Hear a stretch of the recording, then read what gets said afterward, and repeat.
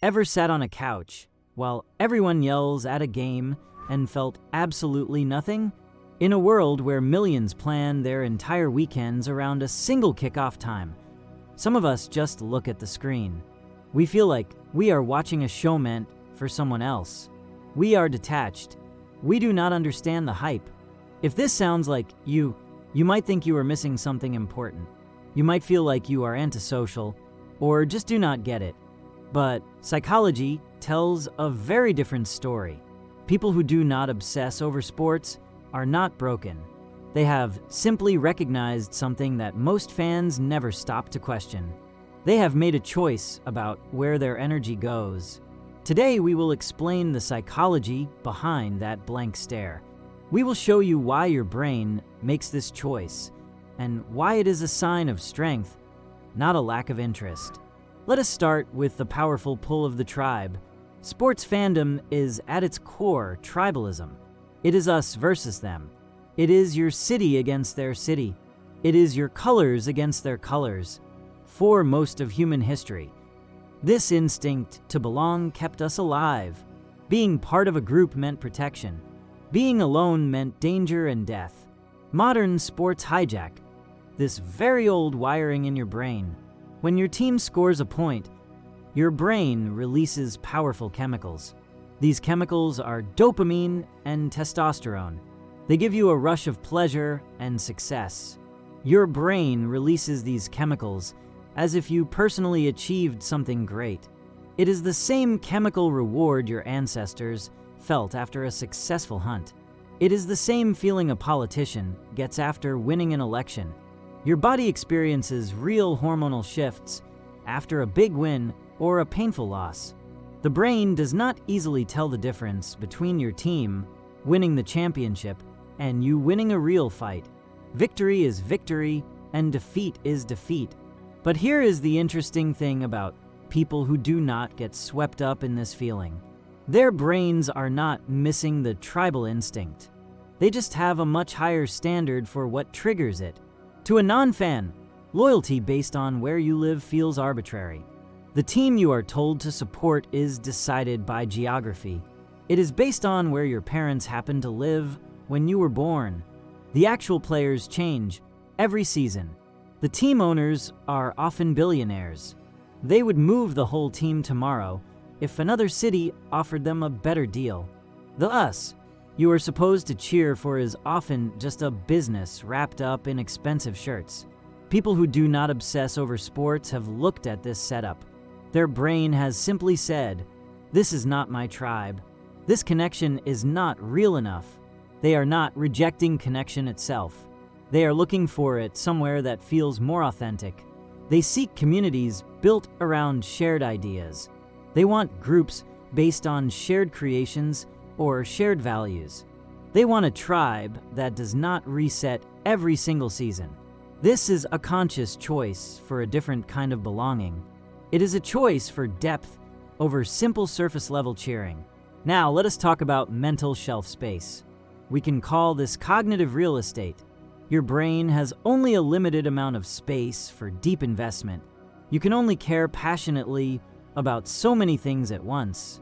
Think about what it really takes to be a true fan, not just a person who watches the final game. We mean someone who truly follows a sport. You need to know the names of the players. You need to know their past history. You must track their statistics and scores. You need to understand the strategies and the trades. You must remember important moments from seasons that happened years ago. This requires enormous mental bandwidth. It takes up a lot of space in your mind. It is not just a casual hobby. For many, it is a demanding lifestyle. Many people who do not follow sports have simply put that space somewhere else. Their passion slot is already full. Maybe their passion slot is filled with music. Maybe it is filled with learning how markets work. Maybe they are working on mastering a difficult skill. Maybe they are trying to understand a complex topic that most people never take the time to study. It is not that they could not learn the rules of the game. It is that their brain has already built its own arena for a totally different pursuit. The stadium in their mind is already full. There is no room for another obsession. They have made a calculation about where their mental energy is better spent. This calculation might be conscious or unconscious. They look at the return on investment. They compare hours spent memorizing batting averages to hours spent developing a real, useful skill. They compare emotional energy tied to outcomes they cannot control to energy invested in outcomes they can control. And they have made their choice. They choose to invest in themselves. Next, we look at the question of mirror neurons. Your brain contains special cells called mirror neurons.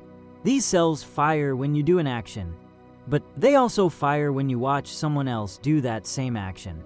This is why you might flinch when you see someone trip and fall.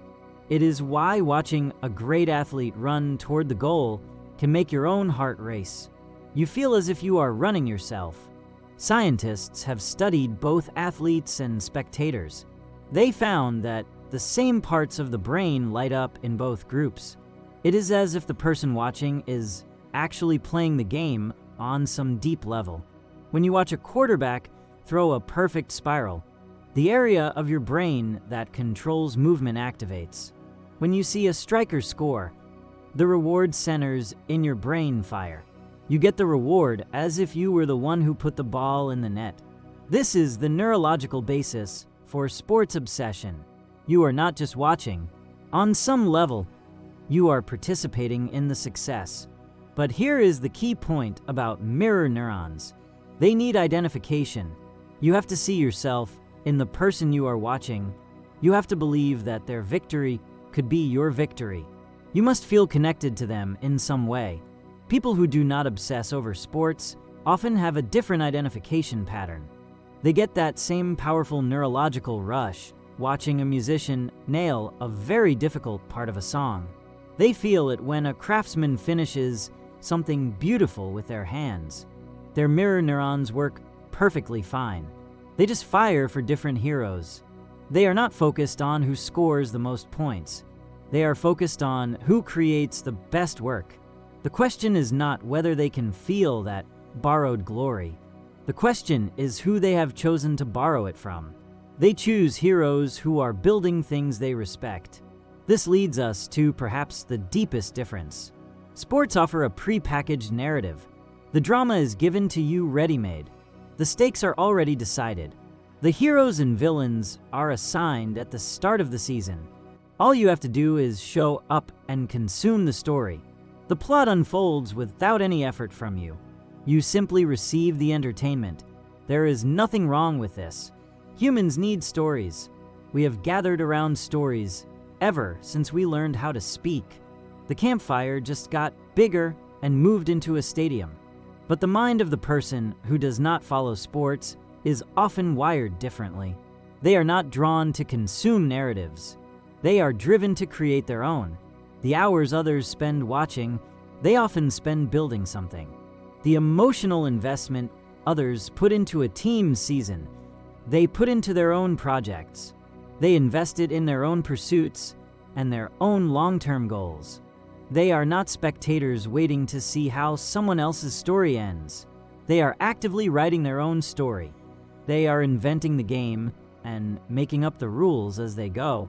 This is not about being superior to others. It is about how they are focused. Some people are built to watch the game. Others are built to invent their own game entirely. Now, let us talk about the social cost. Because there is one, and anyone who does not follow sports knows exactly what we are talking about. Sports are social currency. It is the default way to start a conversation in many places. It is the easy topic at the office, at a barbecue, or in a bar. It is a universal handshake that everyone understands. When you do not have an answer for, "Did you see the game last night?" there is a moment of awkwardness. A small wall goes up between you and the other person. You are suddenly an outsider in a conversation everyone else can easily participate in. People who do not follow sports have learned how to navigate this. Some people fake it.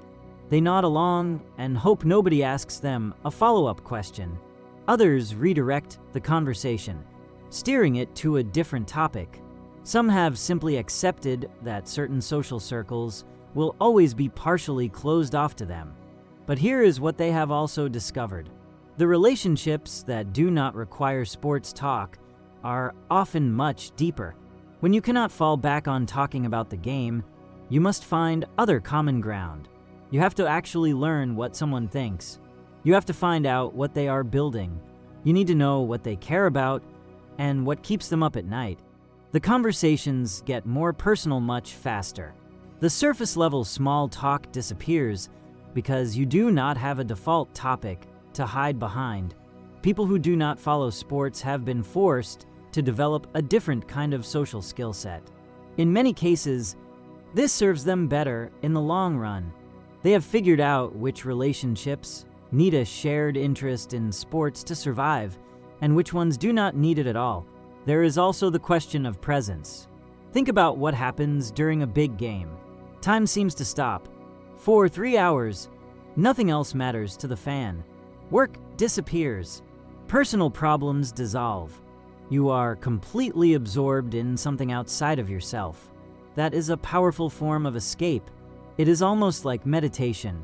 It is a pressure valve that helps people step outside their own life for a while. For many people, this escape is very healthy. But people who do not follow sports have found other ways to achieve that exact same state. They have built their own rituals. They have their own ways to become completely absorbed. They have their own escapes. This might be the workshop, the art studio, the musical instrument, or the complex project that makes time disappear. Often, those escapes produce something real. A skill is developed. A project is advanced. A creation is completed. Something that did not exist before now exists because of that time. They are not against escape. They just choose escapes that have different returns on investment. It is important to note that non-fans are not judging the fans. Most of them completely understand the appeal. They see the joy on their friends' faces when their team wins. They recognize the community, the tradition, and the shared experience. They just know that deep down it is not for them, and they have made peace with that choice. So what does all of this add up to? People who do not obsess over sports are not lacking anything. They are not antisocial. They are not missing some gene that everyone else has. They have simply chosen to opt out of one specific tribal structure.